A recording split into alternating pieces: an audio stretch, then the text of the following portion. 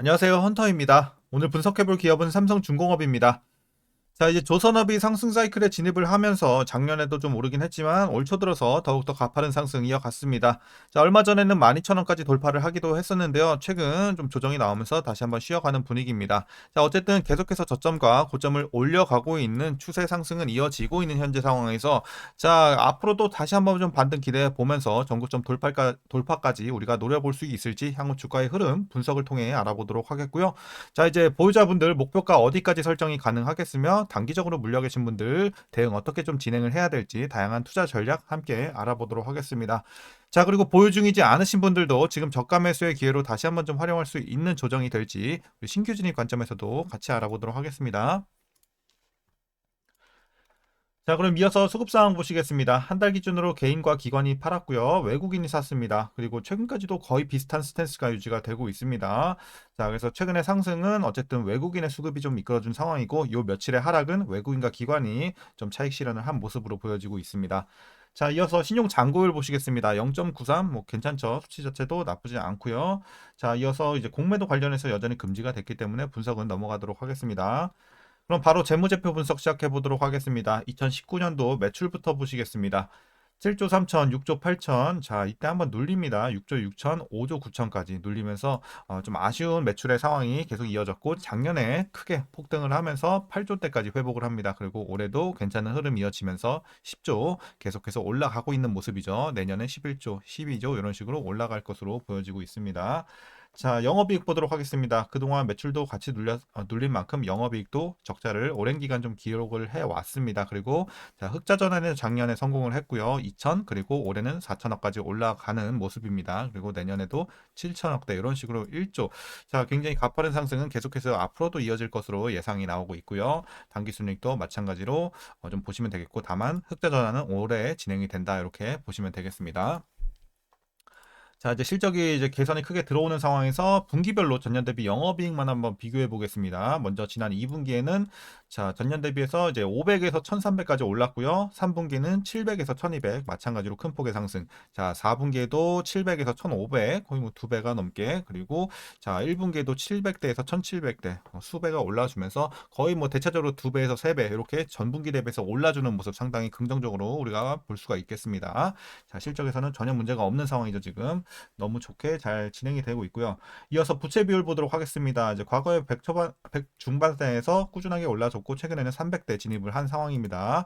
자, 뭐 어쨌든 부채 비율이 많이 올라왔는데 이거는 어쨌든 대부분이 계약 부채 때문에 올라온 것으로 보여지고 있기 때문에 오히려 호재로 우리가 볼 수가 있겠습니다. 자, 이제 수주에 따른 계약 부채다 보시면 되겠고 이어서 ROE 보겠습니다. 뭐 계속해서 순이익 적자를 기록한 만큼 작년까지는 마이너스 진행이 됐고 어쨌든 계속해서 마이너스 폭을 줄여왔습니다. 그리고 올해 플러스 전환하면서 거의 7 가까이 올라옵니다. 그래서 뭐 수익성이 지금 좋다라고 말하긴 그렇지만 그래도 나쁘진 않은 수준까지 올라왔고 내년부터는 확실히 두 자릿수 진입이 예상이 되면서 수익성이 좋다라고 말할 수 있는 시기가 될 것으로 보여지고 있습니다. 좋아 보이고요.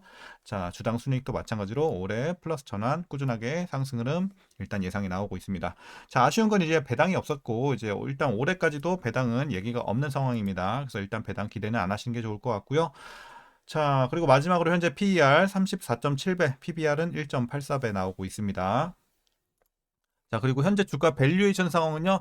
지금은 그냥 수치상으로만 봤을 때는 적정 주가예요. 지금은 그냥 제가치 받고 있는 구간이긴 한데 앞으로의 이런 계속되고 있는 이런 수주들의 효과 그리고 실적 상승 이런 것들을 좀 감안해 봤을 때는 지금은 제가 봤을 때는 그래도 저평가 구간으로 볼 수는 있을 것 같아요. 다만 이제 엄청 싸다, 뭐 메리트가 엄청 큰 싼 구간 이렇게 보기엔 좀 힘들 것 같아요. 주가가 많이 난 만큼. 자, 이렇게 좀 정리하겠고요. 이어서 동사 관련 이슈 한번 살펴보도록 하겠습니다. 자, 최근에 어쨌든 뭐 큰 폭의 하락은 아니지만 언제 좀 쉬어가고 있는 분위기죠. 그래서 12,000원대에서 10,000원 초반대까지 좀 내려온 상황인데, 자, 그 여파를 보시게 되면 그 이유는 일단 중국 내 경기 부양책 영향이 부정적으로 최근에 작용을 했고요. 그리고 환율 하락에 따른 환차익 효과가 좀 줄어들 수 있겠다라는 우려가 생기면서 조선주가 전반적으로 좀 쉬어가는 분위기였습니다. 자, 그래서 이런 매크로 이슈가 좀 있었고, 어쨌든 이렇게 대규모 부양책 여파에 조선사 수익성에 영향을 끼치는 이 철광석과 구리 등 원자재 가격이 급등을 했습니다. 자, 그러다 보니까 이제 국내 조선사들의 후판 가격 상승에 따른 실적 불확실성이 주가에 약세를 좀 부추기는 모습이었고요. 다만 우리가 너무 걱정할 건 없는 게 이 현 조선 업황이 상승 사이클에 놓여져 있는 만큼 후판 가격이 인상이 되더라도 이를 성과에 반영하는 것이 가능하기 때문에 어느 정도 상세가 가능할 전망입니다. 그래서 지나치게 우려할 정도는 아니다. 이렇게 좀 분석이 되고 있습니다. 자, 이어서 이제 동사는 지난 2일, 자, 어저께죠. 어제 아시아 지역 선주와 LNG 운반선 두 척에 대한 건조 계약 체결이 됐습니다. 그래서 뭐 호재가 들어왔는데 어쨌든 뭐 증시가 좀 녹록지 못한 상황이다 보니까 뭐 크게 오르지 못했어요. 자, 어쨌든 이렇게 수주 관련 내용이 들어왔고 이 선박은 27년 4월까지 순차적으로 선주사에 인도될 예정이라고 합니다. 자, 그리고 이제 동사는 이번 계약을 포함해서 현재까지 총 24척을 수주를 하면서 올해 수주 목표에 자, 56% 정도를 달성을 했습니다. 그래서 수주 진행 상태도 나쁘지 않다. 자, 그리고 현재까지 수주 잔고는 자, 319억 달러로 3년치 이상의 안정적인 일감을 확보한 상태입니다. 그래서 상당히 지금 수주도 괜찮게 진행이 잘 되고 있는 상황이고요. 중장기 LNG에 대한 수요 증가와 이 개발 중인 LNG 프로젝트를 또 감안해 봤을 때 연간 70척 수준의 신조 발주가 꾸준하게 좀 이어질 것으로 예상이 되고 있으니까 기대해 보면 좋겠습니다. 자, 그리고 삼성중공업 지난해 말 북미 지역에서 약 2조 원 규모의 FLNG를 계약을 좀 성공을 시켰는데 올해 4분기 모잠비크에서 연간 340만 톤의 프로젝트를 수주할 것으로 관측이 되고 있습니다. 미국 LNG 업체 델핀과도 협상 중에 있고요. 8월부터 12월까지 수주 목표액은 48억 달러 정도로 이 가운데 절반은 해양 플랜트에서 발생할 것으로 추산이 되고 있습니다. 기대해 보면 좋을 것 같습니다. 자, 이제 마지막 이슈입니다. 해양 플랜트보다 이제 건조 기간이 짧고 대금 회수가 빠른 이 상선 수주를 늘린 점도 긍정적으로 보여지고 있습니다. 삼성중공업이 올해 상반기 수주한 LNG 운반선만 19척에 좀 달하고 있는 상황이죠. 참고하시면 되겠습니다. 자, 최근의 이슈 뭐 나쁘진 않습니다. 매크로 이슈만 제외하면 그래도 지금 뭐 수주라든지 앞으로의 진행 상황도 나쁘지 않은 상황이다. 자, 이렇게 정리하면서 이제 여러분들 마지막으로 투자 전략 설명드리면서 영상 마치겠습니다. 자, 먼저 신규 진입 관점입니다. 자, 저는 개인적으로 반대 의견 드리도록 하겠습니다. 물론 뭐 지금 들어가서 위험하진 않아요. 위험하진 않은데 메리트가 좀 떨어진 구간이라고 생각을 하고 있습니다. 그래서 오히려 신규 진입 관점에서는 조금 더 탄력적인 다른 종목을 보는 게 기간 대비 수익성을 훨씬 더 좀 챙겨갈 수 있지 않겠나. 그래서 이제 수익 관련해서 우리가 좀 수익성을 챙겨가는 관점에서는 좀 아쉬운 구간이다. 그래서 반대 의견 드리도록 하겠고요. 보유자분들만 좀 웬만하면 대응하시면 좋을 것 같습니다.